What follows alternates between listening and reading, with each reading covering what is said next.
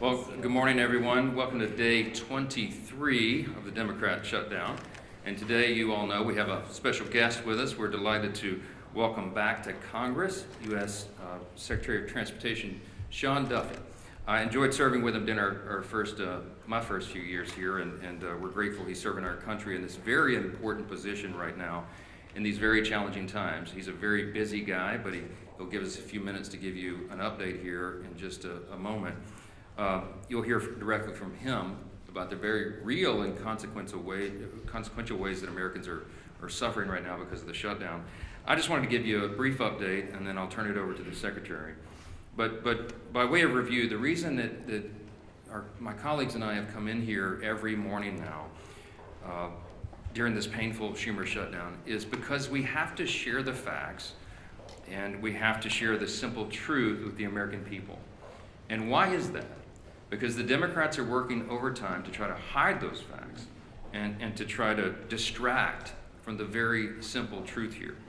They want you to forget that just 5 Senate Democrats could reopen the government today. All we need is 5 of them. They try to pretend that their counter-proposal deal doesn't reinstate free health care for illegal aliens, $200 billion of taxpayer funds. They try to pretend that their counter-proposal would not send billions of dollars in wasteful spending for social projects in foreign countries overseas.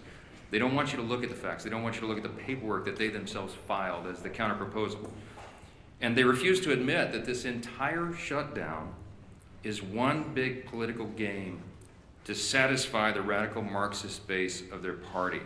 But that is exactly what is going on. And I want to be absolutely clear about this. Democrats would not have shut the government down this time if their political careers did not depend on it. And that is not some Republican talking point. That is the objective truth. If it wasn't already abundantly clear, the number 2 Democrat in the House yesterday openly admitted to that fact. Katherine Clark, as the House Democrat whip, she works right under Hakeem Jeffries as the number 1 Democrat, and she was in an interview and she said to one of your colleagues sitting here on the front row, quote, "Of course there will be families that are going to suffer, but this is one of the few leverage times we have," unquote. It's shocking to hear them say that out loud. By her own admission, she knows that the American people are suffering. Democrats know that millions of federal workers are desperate for their paychecks. They know that thousands of flights have been delayed. They know that SNAP benefits and nutrition assistance for women, infants, and children are in jeopardy for millions of American families. And yet, they don't seem to care. But you know what? Take heart, America, take heart, because all your suffering is for a good cause. It's for the Democrats' political leverage. That's what the number 2 Democrat said here yesterday. It is utterly shameful. The obvious truth is that only a Democrat could get away with saying such abhorrent things without the media batting its eye. I guarantee you, if the tables were turned, if the Republicans were the ones holding the country hostage and openly admitting to it, it would be absolutely explosive. It would be wall-to-wall coverage, and everybody in this room knows that. Every single mainstream media outlet, every newspaper in America, every single day would have that on the top fold as the big headline. But of course, that's not what's happening right now. Coverage of all this has been sporadic and almost every time spun to try to somehow favor the Democrats who have put us in this mess. Democrats own this. They've said so themselves, and you just have to listen to their own words. Don't listen to us. Chuck Schumer himself said infamously, "Every day of the shutdown gets better for us," meaning the Democrats.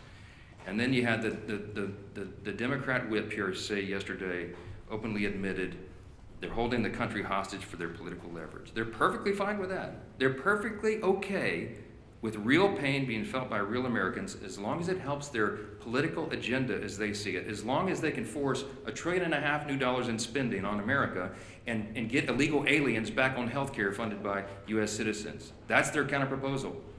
And largely, so many in the media are turning a blind eye to that. Well, as I said earlier, we've stood up here every day and talked to you about some of the terribly harmful effects that the Democrat shutdown is causing on Americans. We talked about troops at risk of missing their next paycheck. The nutrition assistance for women, infants, and children is under threat. Now, SNAP benefits will not be sent to those who truly need it. But there's another very important group of federal employees that we want to highlight today because they also aren't getting paid and the consequences are being felt around the country. Air traffic controllers, some people call the policemen of our skies, they have been showing up at work without pay. And news reports have suggested that these men and women are seeking outside employment just to keep their families afloat. Some of them are working these long shifts, and then they're hopping in a car and driving for Uber, or they're delivering for DoorDash all night. And you just have to think about what a heavy thing that is. These men and women have one of the most stressful jobs in America. They cannot be 99.5% accurate or 99.9% accurate. They have to be 100% accurate 24 hours a day, 7 days a week. And now they're being forced to work longer hours, take on multiple jobs, and maintain the same level of excellence, again, all while Democrats hold their paychecks hostage. This is what one air traffic controller said in their own words in an article, quote, "The financial anxiety doesn't just hurt morale, it directly affects safety. When someone responsible for thousands of lives a day is worrying about whether they can pay rent or feed their kids, focus suffers. Controllers were already underwater with pay and staffing before the shutdown, and now we're drowning," unquote. As a reminder, and this is pretty ominous, but you remember the article a few days ago where the Democrats were quoted saying they won't reopen the government unless, quote, "planes are falling out of the sky," unquote. We pray to God it doesn't come to that, obviously. But the longer the shutdown goes on, and as fewer air traffic controllers show up to work, the safety of the American people is thrown further into jeopardy. Now, I'm heartened that we have a leader like Secretary Duffy. He has an extraordinary team. We have extraordinary air traffic controllers in this country, and they are maintaining the safety against incredible odds. But right now, there are 13,000 air traffic controllers and more than 50,000 TSA officers who are showing up to work without pay. Our Secretary Duffy's doing a great job to triage this. But he noted that normally just 5% of flight delays are the result of staffing shortages. Right now, that number, at least 2 days ago, was 53%. According to online flight tracking databases, there were 19,000 delayed flights from Saturday to Monday, and an additional 1,600 canceled flights during that same period.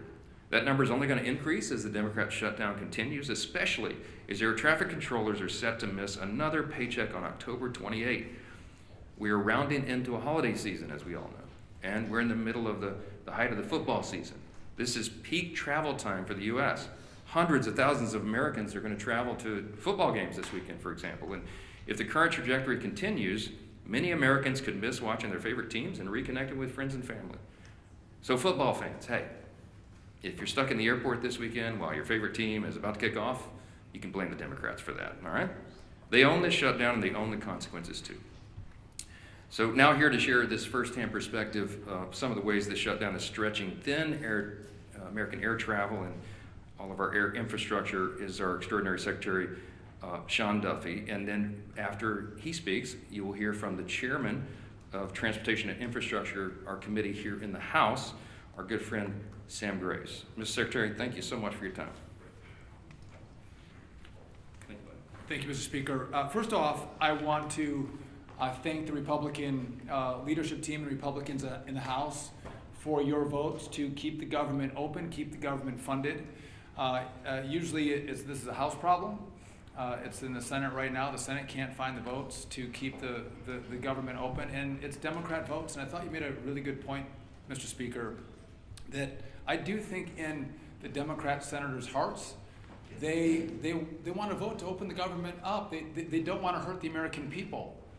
But we've seen they have a radical base, a base that's out of control. And if they vote to open up the government, what's going to happen is they are going to be primaried. They are going to be attacked. Maybe their funding might dry up.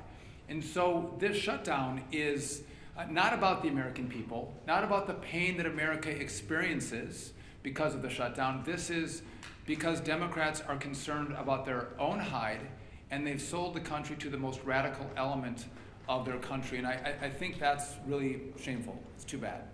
I also want to thank the Congress, led by Sam Graves. Many of you have seen what's happened with our air traffic control system. It's old, it's antiquated, it's safe, but it has to be massively rebuilt. We need a new system, and I want to thank the House for leading that effort. We've asked for $31.5 billion. We got a down payment of $12.5 billion to begin that really important work. Before the shutdown, we have crafted our teams in a way that can keep that work moving forward. It doesn't stop during the shutdown because, again, 6 months from now, you all won't care that Democrats shut the government down. You'll want to know what the results are and the progress of building this new system. So that is still operational. But I do want to talk about air traffic controllers for a moment because I think this is incredibly important. They're angry. I've gone to a number of different towers over the course of the last week to 10 days. They're frustrated. They're frustrated that the Congress is focused, at least in the Senate, on paying for health care benefits for illegals as opposed to paying their paychecks for the great work that they provide to the American people. That makes them angry. You've seen, as the speaker mentioned, across the national airspace, we see there's certain centers or TRACONs or towers where we'll see a lower staffing. When we have lower staffing, what happens is you'll see delays or cancellations.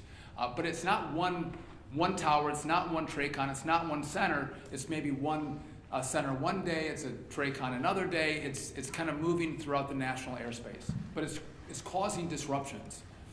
So a week ago, last Tuesday, air traffic controllers got 90% of their pay because that paycheck came from most of it for the work they did in September. So they got most of the money. Next Tuesday is the first paycheck that they will not receive for the work that they did in October. And to the speaker's point, we have air traffic controllers who work more than 5 days a week. They work 6 days a week to make sure they can cover air travel throughout the country. And so if you have a controller that's working 6 days a week, but has to think about how am I going to pay the mortgage, how am I going to make the car payment, how am I going to put food on my kid's table, they have to make choices. And the choices they're making is to take a second job. Well, I don't want my air traffic controllers to take a second job. I want them to do one job. I don't want them delivering for DoorDash. I don't want them driving Uber. I want them coming to their facilities and controlling the airspace. But they're having to make decisions about how they spend their time to make sure they put food on their table, feed their kids, and support their family members. I want to make one other point really clear. Some have asked about safety, or you maybe ask me if I'll let you give me some questions. Safety is paramount for us. And so if we don't have the staffing levels in a tower, TRACON, or center, you will see us delay traffic. You will see us cancel flights. Because I want you to get to where you're going. I want America to get to their destination and get there safely. And it's not moving as many flights as possible. It's moving as many flights as possible safely. That is our mission. That is our number one goal. And if we can't do that, you'll see the flights come down. You will see the delays and you'll see the cancellations. One other problem that I want to address that we're seeing now in the shutdown, you've seen that we don't have enough air traffic controllers. We're 2,000 or 3,000 air traffic controllers short. And so what I've done is I've developed a plan to supercharge air traffic controllers into our system. The president said, bring in the best and the brightest, young men and women to work in this space, which is what we've done. We've shortened the timeline from testing to get into to our facility where we train our air traffic controllers in Oklahoma City. Shorten the timeline. Get the best and the brightest. The highest test scores come in first. And that's what we've done. It's going to be a multi-year process to make up the shortfall that we have in the system. But I'm getting word now from Oklahoma City where I have young air traffic controller students who are now telling me, what the hell am I doing? Why am I going to take this job? They're thinking about leaving the academy, smart young men and women, because they don't want to work for a system that won't pay them, that doesn't guarantee them a paycheck. And their paychecks are at risk. We pay those controllers as they go through the academy. We don't pay them a lot of money either. They rely on that. And when that money doesn't come, it creates not just disruptions for when Democrats in the Senate decide to forego the crazy left and actually fight for America. That's problems that ricochet in the months and the years to come. And I think it's important that we tell that story because if we don't, I think that you can give the Democrats a pass. We have to talk about the real consequences of what this shutdown does, talk about who we're fighting for, and why this matters. To, again, open up your government. Open it up. It's easy. And then sit down and negotiate. Have a conversation. But to allow the radical element in the Senate to hold America hostage, I think would be shameful. That's not how we operate. We don't negotiate when that is the structure set by Democrats. So I'm all in favor of making sure this funding comes. Let's open it up. Let's have a great conversation. Let's figure out where we go forward. And I think that would be the most common sense approach. But I'll just tell you this. I want to reiterate, we are all about safety. And we will make sure we work every day on that part of our job. But again, I can't guarantee you that your flight's going to be on time. I can't guarantee you that your flight's not going to be canceled. It's going to depend on our air traffic controllers coming in to work every single day. And again, my message to them is, one, thank you for coming and working. We appreciate that. Come to work, even if you don't get a paycheck. We need you to come to work. But if they do not, we'll know whose fault it is. And I just want to say, as I introduce Sam Graves, Sam has been a champion in the airspace. The industry loves him. No one has done more to drive this reform of how we build a brand new air traffic control system, thinking it through, driving it through the Congress, making the sales pitch than Sam Graves. And I couldn't be more grateful for his friendship and partnership. And so I think Sam is going to go right now. And I appreciate the leadership team here as well. Even guys from Minnesota are okay too. So thank you. Thanks, Mr. Secretary. As chairman of the Transportation Committee, I do want to point out what has already been pointed out, and that is our skies are safe.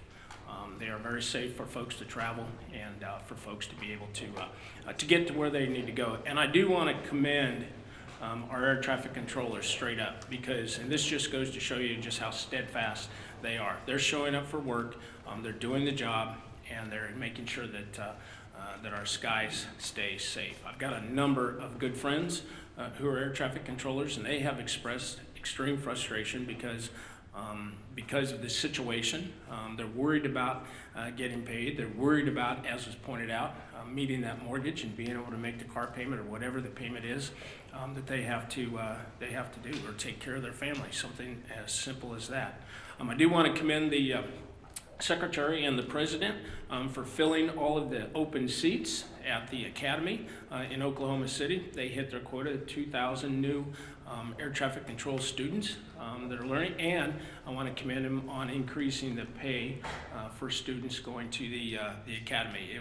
It's needed, and it's also needed to be able to attract the best and the brightest that are out there.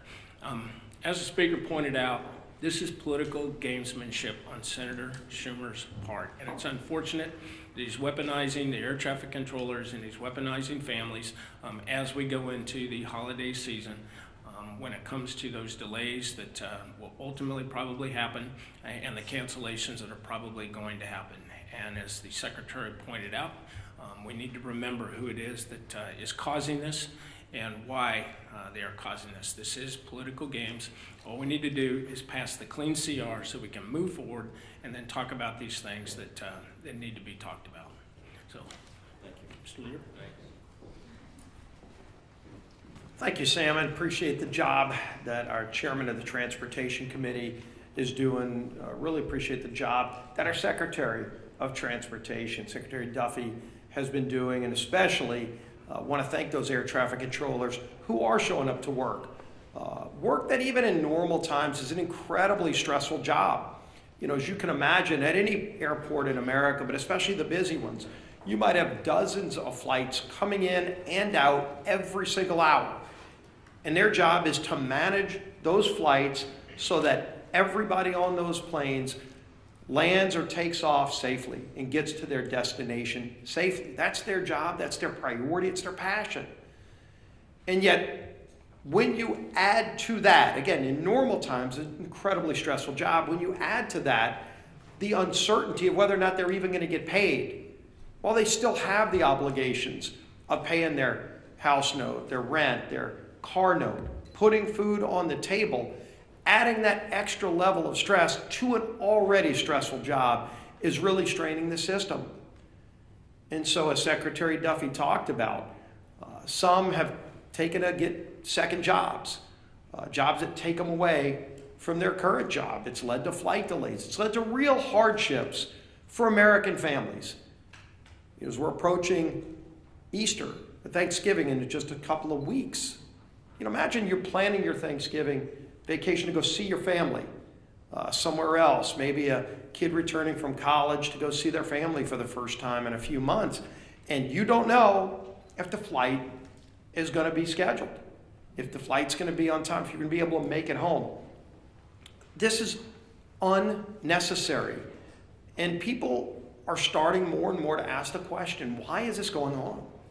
Why do Democrats continue to vote no? Not on a bill that solves all of our differences, a bill that just keeps the government running, puts the food on the table of those air traffic controllers while we negotiate our differences. That's all we're talking about, a clean CR, a bill that just lets us keep the government running while we still negotiate the big differences we have. And more over the last few weeks, you've heard Democrat senators say it out loud while they're casting no vote after no vote after no vote. Hundreds of times, by the way. Over 600 times, Democrats in Washington have voted to shut the government down. Think about that. Over 600 times between the House vote, the Senate votes over and over again as if it's just some repetition. All it takes is 5 Democrat senators to have the courage to say, let's just open the government back up again so we can negotiate our differences. But they're starting to say publicly what we've said out here, what they've been saying privately, is they're scared to death of their far left radical base. That's why the Democrats did it. It has nothing to do with policy differences. That's what we can negotiate when the government's open. And everybody knows that. And so why are they doing it? And here we go. And you heard the speaker talk about it. But you had the House Minority Whip. Quote, shutdowns are terrible, of course. There will be families that are going to suffer, but it is one of the few leverage times we have. Leverage.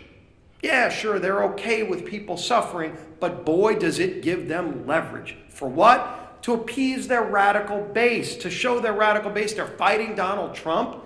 So they've made the calculation it's okay to cause suffering to families. Schumer, of course, quote, every day gets better for us. Who's us? It sure isn't the American people. It sure isn't those air traffic controllers who are working 6 highly stressful days managing safely our air traffic control system while then they leave that job to go drive for Uber or for DoorDash. That's not a better day for them, but boy, Chuck Schumer's happy. Bernie Sanders, quote, you reopen the government and we lose our leverage. That's what this whole shutdown is about, close quote. That's Bernie. Leverage. You hear it over and over again. The American people, especially federal workers, are considered by Democrats to be leveraged, to be pawns in their game.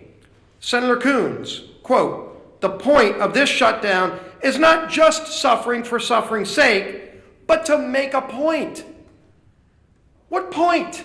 A point that you can cause suffering on other people so you can get leverage to go back home to Los Angeles or San Francisco or New York City and show the socialists, look at me, I've made Donald Trump, have to go and move some money around to figure out a way to pay federal employees. I'm creating chaos in Washington. That's what they want to do. That's their leverage. So they can get some pat on the back from socialists and Marxists who want chaos in America. It's disgraceful. And everybody knows it, but they don't care. They don't care because as long as they're appeasing the radical base, that's what their leverage is all about. The American people to Democrats are considered pawns for leverage to go and make the far left radical base look like they're fighting Donald Trump. And I'm going to finish with this. Air traffic controllers, again, as Secretary Duffy, as Chairman Graves have talked about. Right now, 13,000 air traffic controllers are working without pay. 13,000. Some of our air traffic controllers who work 6 days a week, or you've heard it, driving Uber, doing all these other things. Nick Daniels, the president of the Air Traffic Controllers Association said, quote, "To think that somehow we can live with, you'll get paid eventually, that doesn't pay the controllers. That doesn't pay the mortgage. That doesn't pay gas. That doesn't pay the food bill." That's the burden. That's the burden those 13,000 air traffic controllers, whose job every day is to keep us safe when we fly on airplanes, is. And why do they have that extra stress? Why do they have that extra burden? So that Senate Democrats can feel like they've got leverage over who, over what, to what end. This is madness. There is no end for them. They just think this is some kind of game, and the American people are pawns in that game. It's got to end. Our whip, Tom Emmer.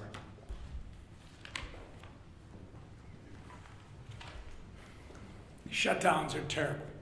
Of course, there will be families that are going to suffer. We take that responsibility seriously.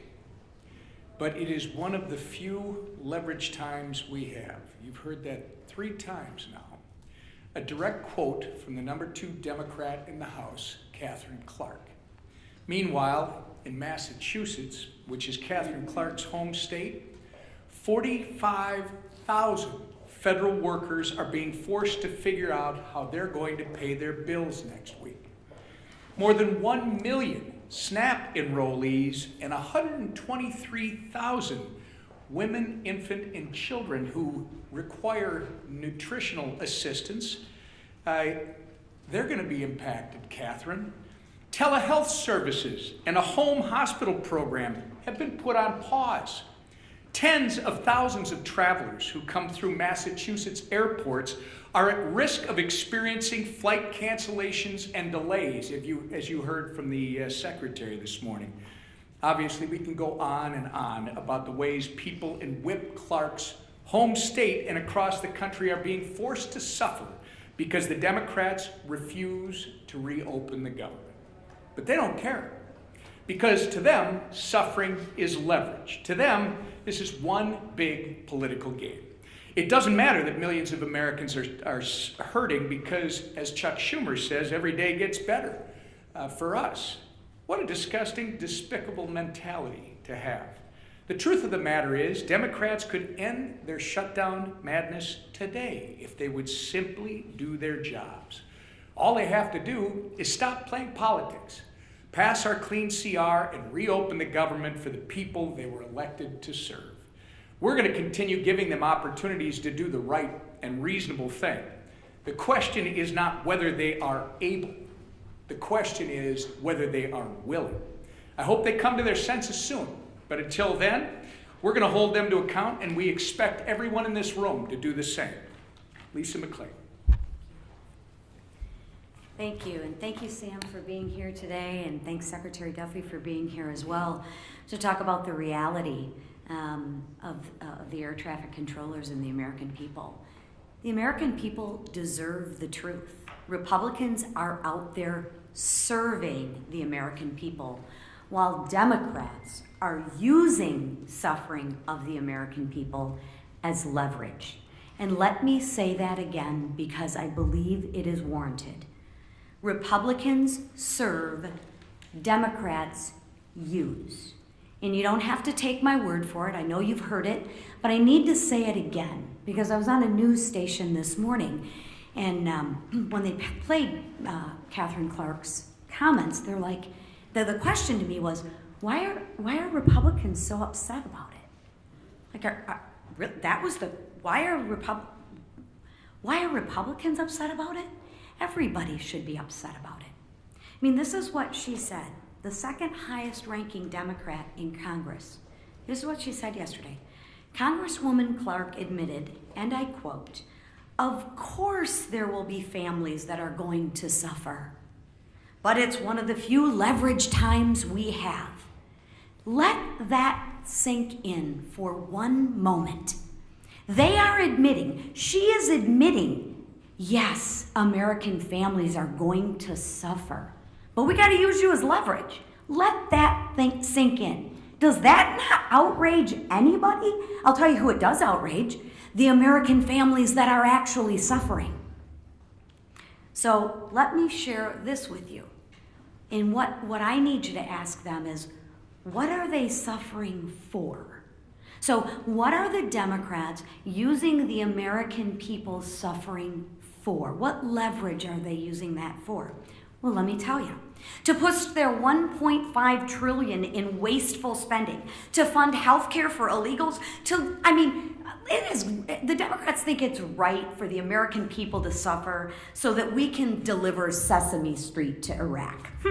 Sesame Street in Iraq? Democrats, Catherine, she thinks that's all right to have the American people suffer for that. Someone connect those dots for me. I mean, seriously. I hope to God you are asking her why. Because the questions that I get is, why do you think that's bad? Are you kidding me? I mean, we have lost our minds. They've lost their minds. It's disgusting and it's insulting, right? They want to bankroll LGBTQ propaganda in South America on the backs of Americans suffering. Again, let that one sink in. And you know what? That does make me angry. It does make me angry, and it should make all of you angry too. Democrats are squeezing working families just to bankroll their pet projects. Good job of leveraging suffering on the American family. Meanwhile, Republicans are doing what we always do. We're rolling up our sleeves and we're doing the work. Let me give you some examples. Congressman Zach Nunn met with rural health care providers and first responders, right? Remember, the Democrats are the ones that want to repeal that $50 billion for rural health care, right? They talk out of both sides of the mouth. So concerned about health care, but let's repeal the $50 billion back. Okay. Congressman Bilirakis met with troops working without pay and veterans struggling to access services. Dozens of Republicans are back home cleaning up parks, volunteering at food banks, and helping struggling families. The contrast couldn't be more clear. Democrats see suffering as leverage.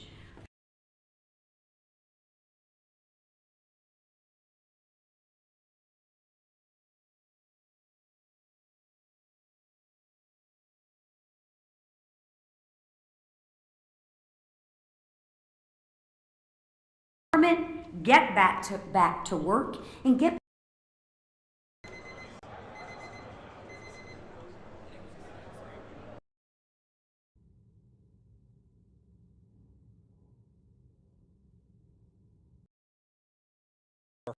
along with our task force personnel from the Waterfront Commission, first uncovered this scheme more than 4 years ago. Agents and investigators dedicated countless hours and sleepless nights in identifying the criminal network, dissecting communications and patterns, and following the money with precision.